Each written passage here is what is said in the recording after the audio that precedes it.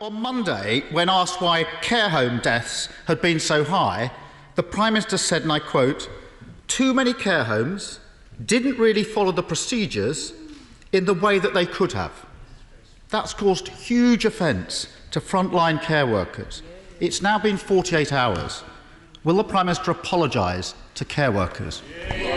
I'm grateful to the right honourable gentleman, and the last thing I want to do is to blame care workers for what has happened, or for any of them to think that I was blaming them, because they worked hard, incredibly hard throughout this crisis, looking after some of the most vulnerable people in our country and doing an outstanding job. And as he knows, tragically, 257 of them have lost their lives. And when it comes to taking blame, I take full responsibility for what has happened. Speaker, that's not an apology, and it just won't wash. The Prime Minister said, his words, too many care homes didn't really follow the procedures in the way that they could have. It was clear what he was saying, and the Prime Minister must understand just how raw this is for many people on the front line and for those, Mr Speaker, who've lost loved ones. I ask the Prime Minister again, will he apologise to care workers, yes or no?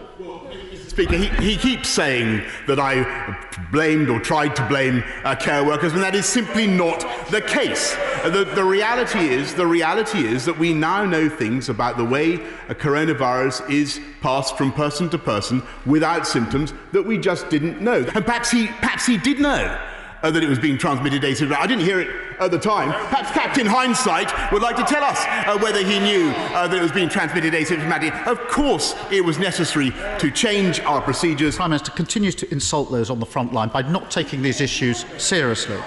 The Prime Minister must recognise that huge mistakes have been made.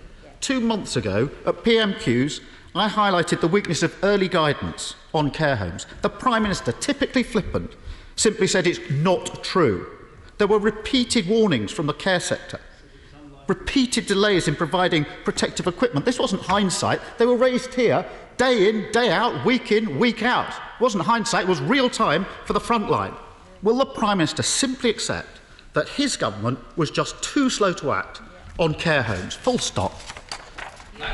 Mr Speaker, the right honourable gentleman knows very well, or he should know very well, that the understanding of the disease changed dramatically in the months that we've had it, and when he looks at the action plan that we brought in to help our care workers, I think he would appreciate the vast amount of work that they have done, the PPE that they've been supplied with, the testing that they've been supplied with. That has helped them to get the incidence of the disease down to record lows. We've stuck to our plan to open up our economy gradually and cautiously. One week he's in favour of it, the next week he's against it. What this country wants to see is a steady, stable approach to getting our country back on its feet. That is what we are delivering.